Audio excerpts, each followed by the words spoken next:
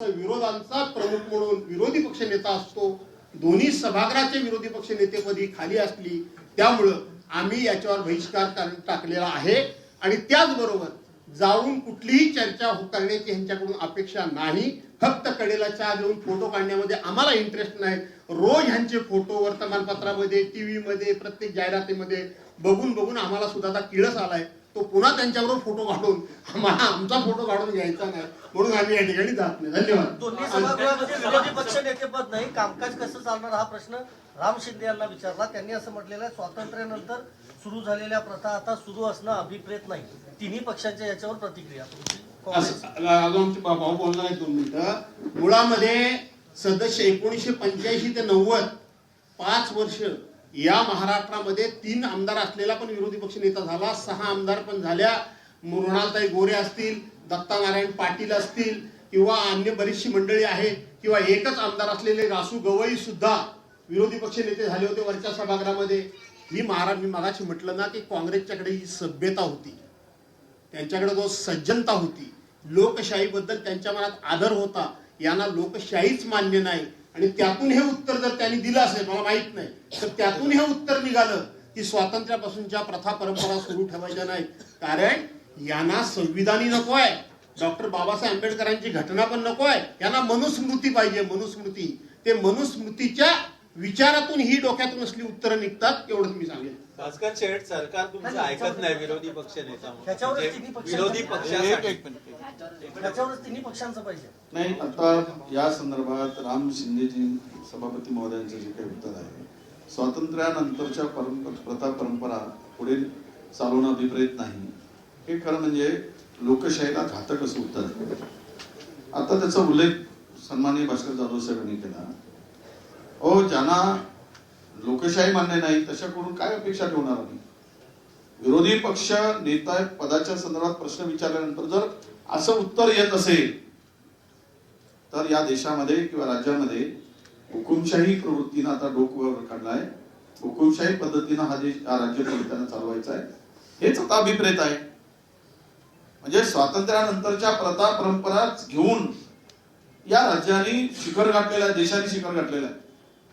आणि हा देश कायद्यावर चालतो, नियमावर चालतो, संविधानावर चालतो. आणि त्या संविधानालाच परंपरा म्हणून आपण जपून पुढे जातो.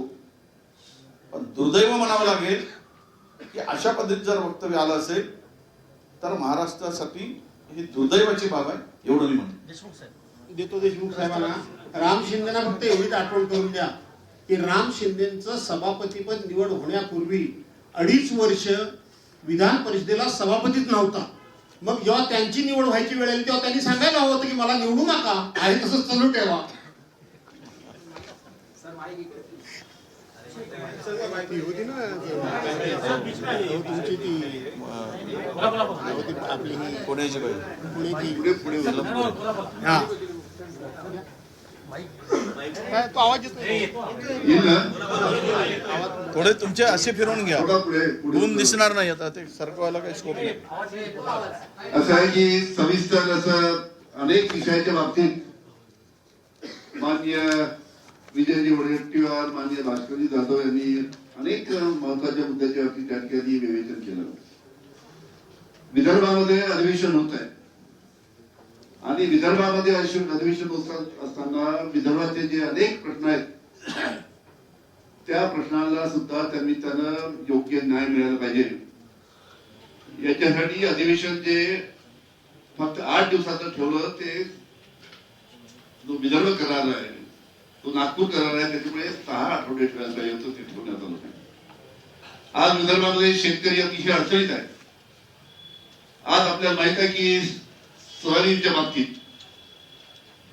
सोयाबीन मोठ्या प्रमाणात विदर्भ मराठवाड्यामध्ये होतं.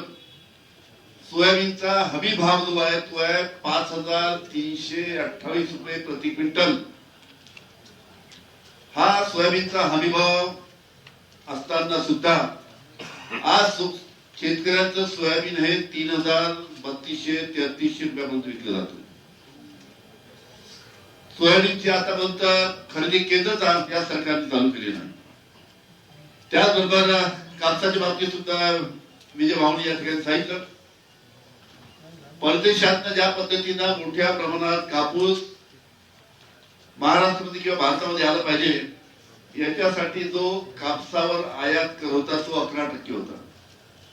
19 ऑगस्ट रोजी आदेश काढून सरकारने हा आयात कर 0% केला आणि त्याच्यामुळे मोठ्या प्रमाणात परदेशातनं कापूस या ठिकाणी येतोय आणि त्यामुळे शेतकऱ्यांच्या कापसाला भाव नाही. याच्या मागे कारण काय की जे कापड तयार करणारे कारखानदार आहेत त्या कापड तयार करणाऱ्या कारखानदाराला स्वस्त दरामध्ये कापूस मिळाला पाहिजे. शेतकऱ्यांना कापसाचे भाव मिळाले नाही तरी चालेल पण उद्योगपतीला त्या निमित्तानं स्वस्त दरात कापूस मिळाला पाहिजे त्याच्यासाठी हा निर्णय घेतला असा आम्हा सर्वांना वाटतो. आणि म्हणून हा कापसाच्या अतिशय अडचणीत आलेले शेतकरी संत्रा उत्पादक आणि मोसंबी या ठिकाणी विदर्भामध्ये मोठ्या प्रमाणात होते. आपल्याला सांगतो जेवढा जास्तीत जास्त मोसंबी बांगलादेशला जाईल तेवढे मोसंबी उत्पादक आणि संत्रा उत्पादक शेतकऱ्यांना भाव मिळतात. पण या बाबतीत चुकीच्या धोरणामुळे गेल्या 2 वर्षापासून मोसंबी याची निर्यात बांगलादेशला होत नाही. कालच मी पाहिलंय की कांद्याच्या बाबतीत काही निर्णय घेण्यात आले.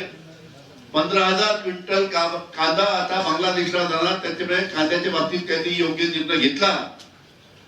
मागणी आमची विदर्भाची अशी आहे की या ठिकाणी कांद्याच्या बाबतीत ज्या पद्धतीने निर्णय घेतला 2 वर्षापासून निर्यात संत्रा मोसंबीची बंद आहे आणि त्याच पद्धतीनं संत्रा बांगलादेशला आणि मोसंबी बांगलादेशला गेली पाहिजे यासाठी सुद्धा 2 वर्षापासून राज्य शासन निर्णय घेत नाही. त्या बाबतीत सुद्धा योग्य निर्णय घेण्याची आवश्यकता आहे.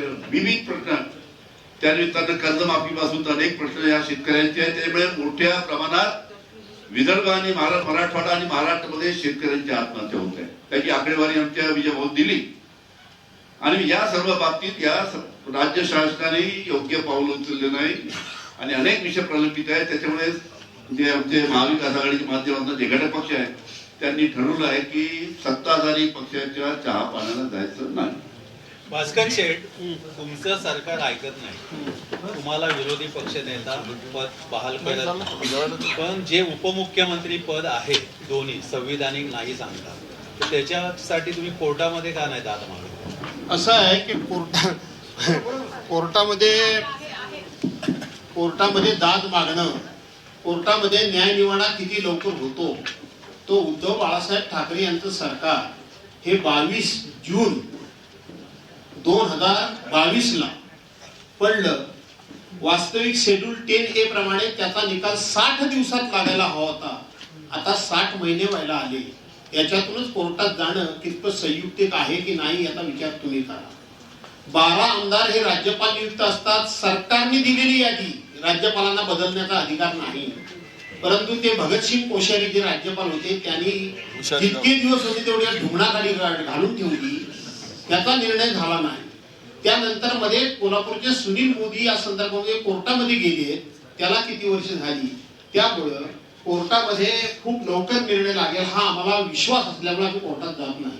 विदर्भाच्या बाबतीत तुम्ही एक विधान केलेलं होतं त्या संदर्भात आता शिवसेना ठाकरे गट देखील तुमच्या विधानाशी सहमत असणार आहे का तुम्ही घेतलेल्या काँग्रेसच्या त्यांना विचारा ना मला कुठला विषय नाही त्या बाबतीत तुमचं काय मत? नाही मी काल वेगळ्या विदर्भाच्या संदर्भात असं म्हणालो होतो की विदर्भामध्ये सामाजिक समानतेच्या दृष्टीनं वेगळ्या विदर्भाची जी मागणी अनेक वर्षापासूनची होती ती मागणी भविष्यात आम्हाला पुढे नेण्यासाठी आम्ही हायकमांडशी चर्चा करू.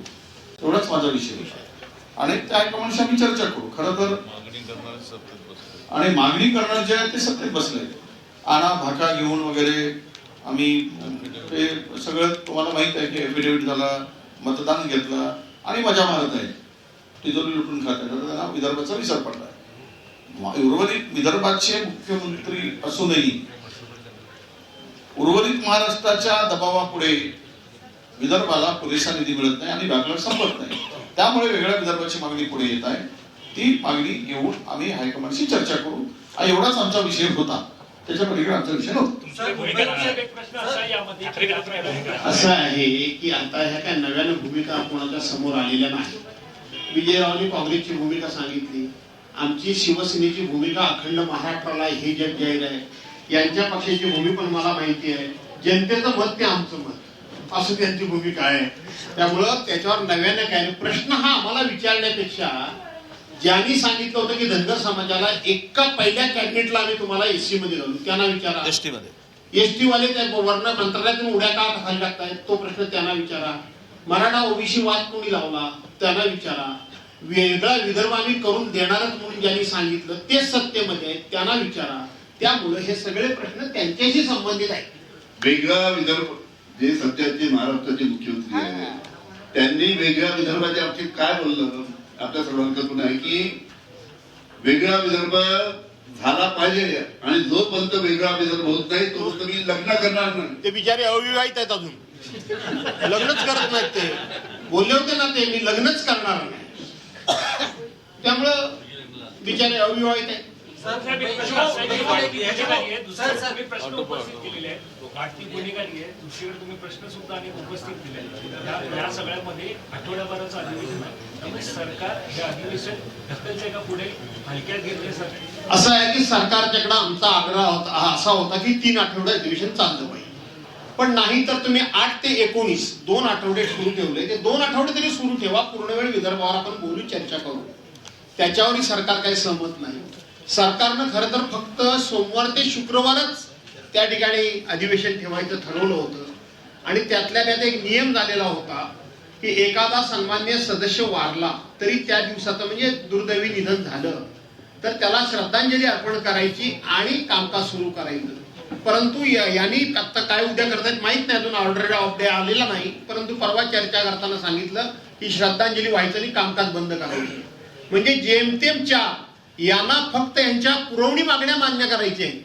पुरवणी मागण्या मान्य झाल्या की हातामध्ये पैसा आला. मग तो कुठल्या मार्गाने यायचा, कसा यायचा, त्यामुळे यांना जनतेशी काही देणं घेणं नाही.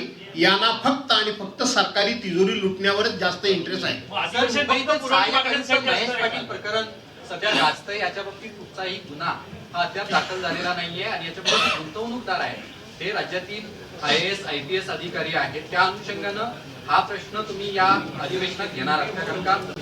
असं आहे की अनेक प्रश्न आम्ही घेणारच आहोत.